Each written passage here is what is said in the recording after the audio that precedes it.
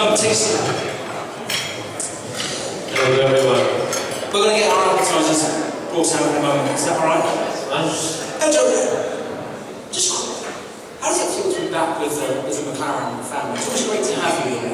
How does it feel? Well, you might know I've been with the McLaren family for over 8 years, possibly the best 8 years of my whole career. I started in 2004 and last year McLaren was 2011, so we did a lot of, I learned a lot. I became a very complete Formula 1 driver thanks to McLaren. And let's say that after that it gave me the opportunity to go race for Sauber, race for HRT, for other teams, and that was thanks to McLaren. So I'm very proud to be part of the family.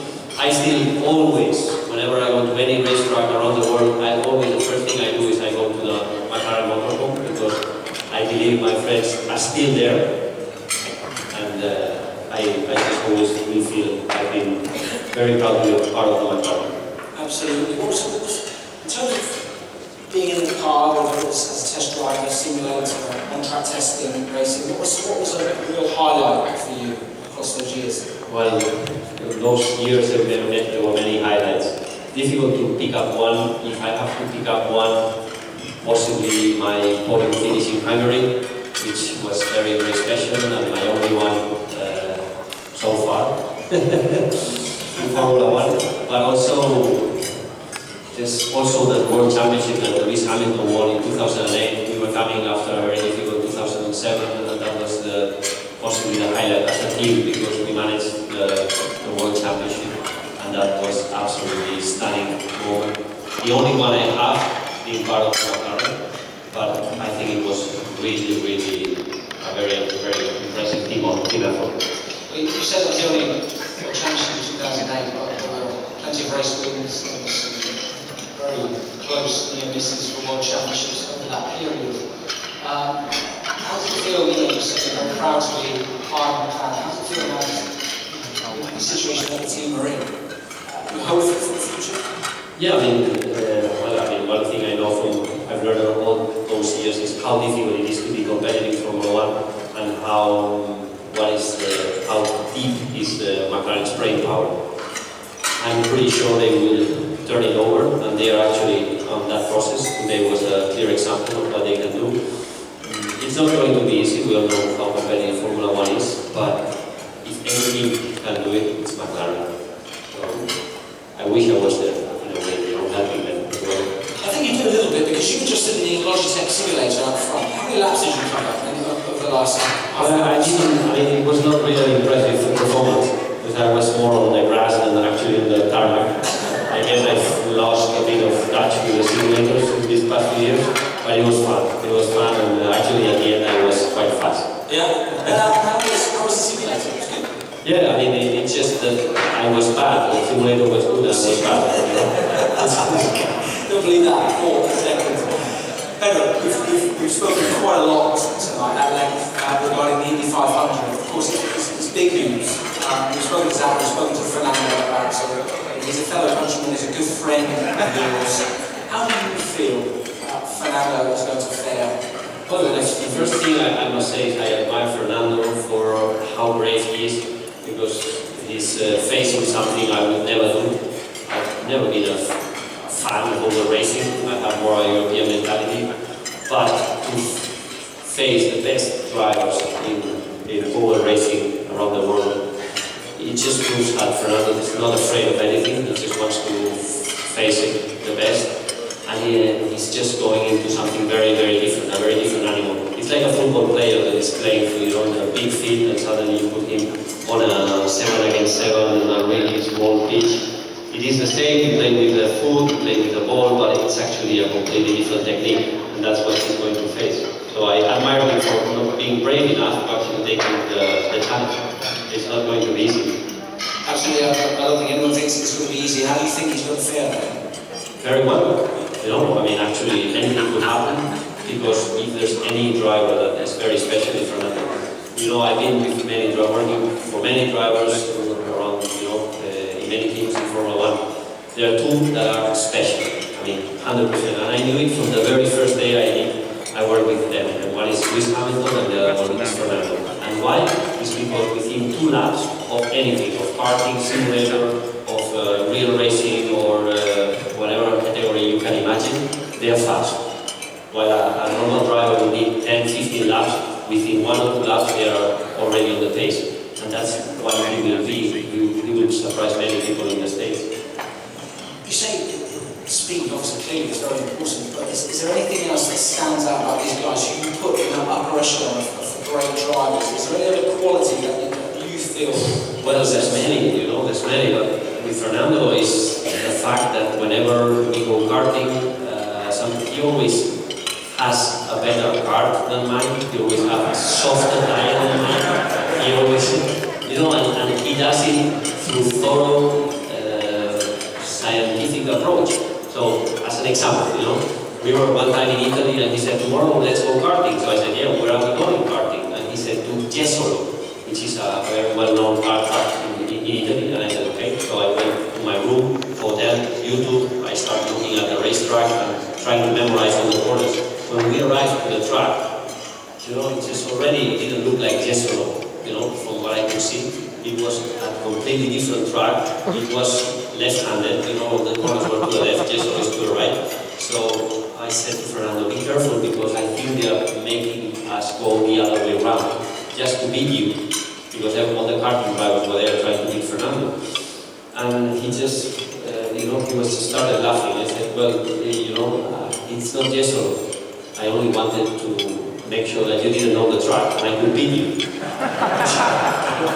And this was with a better go-kart and a softer compound tire as well. Of course, it gave me like 2 seconds a lap, and I looked ridiculous. But it was not fair. But that's how he thinks and how Chris thinks and all these drivers. It's just, they do not only need to beat you, but they need to make you look foolish. And this is a fact, I know that. So whenever we go karting, now with Fernando, I make sure I bring my go-kart, I know where we're going, I don't want to do anything, any show, any poor show anymore. You must have something planned to get him back. Well, yeah, because then, after this terrible experience, we went cycling after a few days. And we went to Bahrain, we had a test, and then he was living in Dubai, we flew to Dubai, and the guy hadn't, I hadn't had dinner. He said, I will have dinner when we arrive home. Obviously there was no food when he arrived to his home. And in the morning, I woke up, I was starving, I needed some cornflakes, I needed some breakfast. There was no breakfast in his flat. So I went cycling with an empty stomach, and he destroyed me on the bike, which is one of my specialties, by the way. So after that I said, look Fernando, you do your thing, I do my training, we're just different. You say that, clearly you've got very talented racing drivers. Did you ever consider racing in other Formula? You said in the 500 is not for you. Did you ever consider that? Yeah, no. The people say, Pedro, what are you? Have you retired? I said, no. I'm working for Spanish TV because I enjoy it, but I think racing drivers, if you are not 100% sure that you have to retire, you should never retire. Because if at one point I have a good offer to do the Le Mans 24 hours or the WEC World Endurance Championship, I will do it. I'm not retired. That's why I don't want to say I'm retiring, because it would look foolish if I suddenly 2 weeks later I will be in the Le Mans 24 hours. I on Tuesday I have a Formula 3 test in Valencia plan, I have a go-kart, I keep testing, because I love motor racing. And whenever if anything comes along, I want to be ready to do the job. Absolutely. So what do you feel about Jensen's chances then picking up on that? Obviously he's staying fit, he's training, he hasn't been in the car from what we know. Do you feel he's going to fare well in Monaco? Well, I don't know really, Jensen is a fantastic driver, and you only have to look at, he's a world champion and how close him and Fernando were last year, the last 2 years. I mean, it was very difficult to pick up from any of the two. So I guess he will be fast, he flies in Monaco, he's fit because he's doing triathlons. But the only question mark I have is how quick he will adapt to these new cars, because these new cars, from what I can see, they're very different. So we will have to wait and see. He has talent, yes, and he has the speed. He will need a bit of time. And the problem in Monaco is to make one mistake in free practice 1 or 2, and the whole whole rhythm is lost. So he has to really be very concentrated on those and be very patient as well. It's certainly that track, isn't it? We have to build up to a qualifying lap with wider cars as well. So it might improve. Yeah, no, it will be, but Formula One is always tricky. The good thing is if we look at the facts, and the fact is that the McLaren Honda today was very fast, and especially very fast in the last sector. And the last sector is the most tricky, the slowest corner, and the most comparable to McLaren, to Monaco. So therefore, I am optimistic about the team for Monaco, and that is the most positive that also Jensen has to look at, that the car could be potentially really competitive in Monaco. Hopefully so, we look forward to it. Now, Pedro, you mentioned your new job, working with TV here in Spain. How are you enjoying that? Is it 5 live races a year, you were saying, and to cover every other race through the studio? Yeah, obviously we are working for Movistar Plus, which we do all the races, and 5 races we do it from the races itself, from the Europe, and the rest from the studio in Madrid. I'm enjoying it, yes. It is, I always love to talk about Formula One. It's what I know, what I can see, what I can, if I pick up anything that other people may not see. But especially, it's the fact I have to be very careful because it is so easy to criticize what other people, other colleagues are doing with the microphone, you know, and this is something that I always feel very uncomfortable because when you see a driver making a mistake, my job is to say he's made a mistake, but actually I would probably make the same, you know, so it is difficult to be objective and sometimes not get carried away as a TV commentator. But I'm enjoying it because I have a great team and there's other engineers from Ferrari that are now on the team and I'm still learning. Bottom line in life is as long as you learn, you're happy. I'm still learning.